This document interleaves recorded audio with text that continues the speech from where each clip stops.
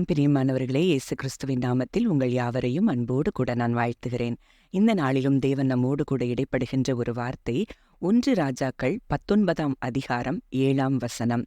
கர்த்தருடைய தூதன் திரும்ப 2ஆம் தரம் அவனை தட்டி எழுப்பி, எழுந்திருந்து போஜனம் பண்ணு, நீ பண்ண வேண்டிய பிரயாணம் வெகு தூரம் என்றான். ஆம், இந்த வார்த்தையின் மூலம் தேவன் உங்க ஒவ்வொருவரையும் இன்றைக்கு பலப்படுத்த விரும்புகிறார். இந்த நாட்கள்ல நீங்க சிலர் ரொம்ப சோர்ந்து போய் போதும் கர்த்தாவேன்னு சொல்லி கொண்டு நீங்க உட்கார்ந்து இருக்கிறதை நான் பார்க்கிறேன். ஆனா ஆண்டவர் சொல்றாரு, எழுந்திருந்து போஜனம் பண்ணுங்கள். நீங்கள் பண்ண வேண்டிய பிரயாணம் இன்னும் வெகு தூரம், நீங்க போக வேண்டிய தூரம் இன்னும் வெகு தூரம் இருக்கிறது. பெரிய காரியங்களை தேவன் உங்களை கொண்டுத்தான் உங்கள் குடும்பங்களில் செய்ய போகிறார், உங்கள் தேசத்தில் செய்ய போகிறார் என்பதை தேவன் இன்றைக்கு இந்த வார்த்தையின் மூலம் உங்களோடு கூட இடைப்படுகிறார். அப்போ எவ்வளோ தூரம், எவ்வளோ பெரிய மகிமையான வல்லமையான காரியங்களை செய்த எலியாதான் இன்றைக்கு சோரை செடியின் கீழே படுத்துக்கொண்டு இப்படியாய் அவன் யோசிக்கிறத நம்ம பார்க்கிறோம். அப்போ அங்க என்ன நடந்தது, ஏன் எலியா இப்படி ஒரு பயத்துக்குள்ள அவர் வந்தார் நம்ம பார்க்கும்போது, அங்க எலியா அதற்கு முந்தின அதிகாரத்துல அக்கினியினால அவர் என்ன செய்தார், கர்த்தரே தேவன் வானத்திலிருந்து கர்த்தர் அக்கினியை அனுப்பி, அங்க எலியாவின் ஜெபத்தின் போல கர்த்தரின் அக்கினி அனுப்பப்படுது. அங்க இஸ்ரவேல் மக்கள் எல்லாரும் அவங்க இருமனமாய் இருந்தவங்க கர்த்தரே தேவன் என்று சொல்லி அவங்க அறிந்து கொண்டாங்க.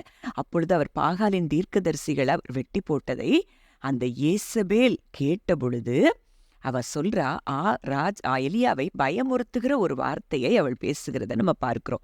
1 ராஜாக்கள் 19ஆம் அதிகாரம் 2ஆம் வசனத்துல, அப்பொழுது யேசபேல் எலியாவின் இடத்தில் ஆள் அனுப்பி, அவர்களின் ஒவ்வொருவருடைய பிராணனுக்கு செய்யப்பட்டது போல நாளை இந்நேரத்தில் உன் பிராணனுக்கு செய்யாதே போனால் தேவர்கள் அதற்கு சரியாகவும் அதற்கு அதிகமாகவும் எனக்கு செய்ய கடவர்கள் என்று சொல்லச் சொன்னாள்.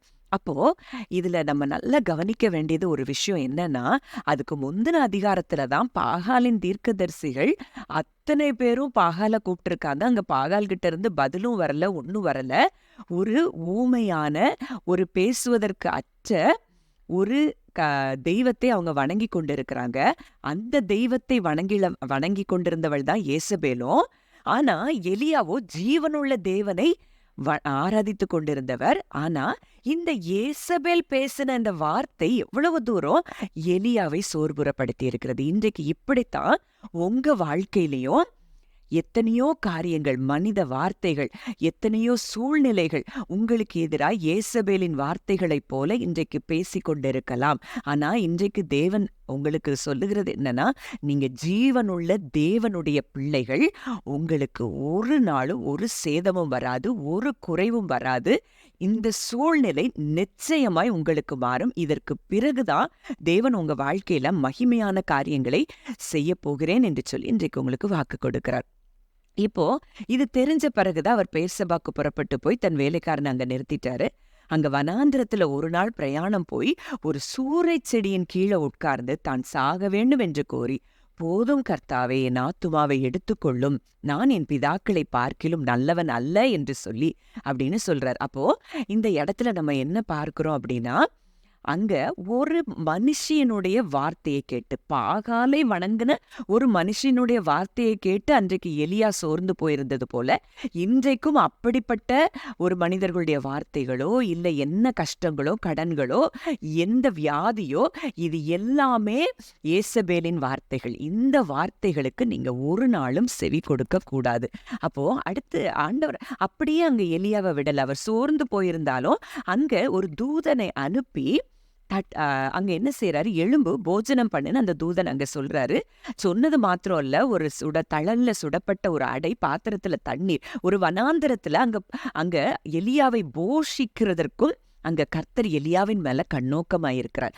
அப்படி பரலோகமே எலியாவை வாட்ச் பண்ணிட்டு இருக்குது. தேவன் அந்த இடத்துல ஒவ்வொரு இடத்துல எலியா மேல கண்ணோக்கமா இருந்தா அந்த யேசபேலின் கைகள்ல எலியாவை தேவன் விட்டு விடுவாரா? அப்போ இதே போலதான் இன்றைக்கு நாமும் பல நேரங்கள்ல இது எப்படி நடக்கும்? இது எப்படி இந்த இந்த காரியம் இப்படி முடிஞ்சிருமோ? நான் அவ்வளோதானா? நான் முடிஞ்சு போயிருவேனா? என் குடும்பம் அவ்வளோதானா? அப்படின்னு சொல்லி இப்படிப்பட்ட பயமுறுத்துகிற வார்த்தைகள், சூழ்நிலைகளை பார்த்து நீங்கள் சோர்ந்து போயிருந்தால், இன்றைக்கு தேவன் உங்களோடு கூட பிரத்யட்சமாக இடைப்படுகிறார். நீங்கள் போக வேண்டிய தூரம் வெகு தூரம். ஜெபிக்கலாம். அன்பின் பரலோக தகப்பனே, நன்றியோடு துதிக்கிறோம், ஸ்தோத்தரிக்கிறோம் அப்பா.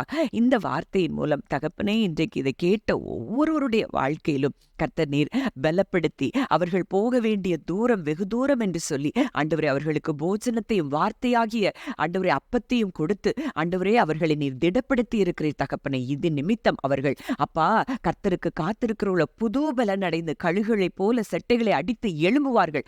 ஓடினாலும் நடந்தாலும் ஓடினாலும் இளைப்படையார்கள், நடந்தாலும் சோர்ந்து போகார்கள் என்று சொன்னபடி இன்றிலிருந்து ஆண்டவரே அவர்கள் ஆண்டவரே ஓடுகிற காலம், பறக்கிற காலம் வந்திருக்கிறதற்காய் நன்றி செலுத்துகிறோம். கர்த்தர் மகிமையான காரியங்களை இதை கேட்கிற ஒவ்வொருவருடைய வாழ்க்கையிலும் செய்ய போகிறதற்காக நன்றி செலுத்துகிறோம். இயேசு கிறிஸ்துவின் மூலம் கேட்கிறோம் ஜீவனுள்ள நல்ல பிதாவே, ஆமென்.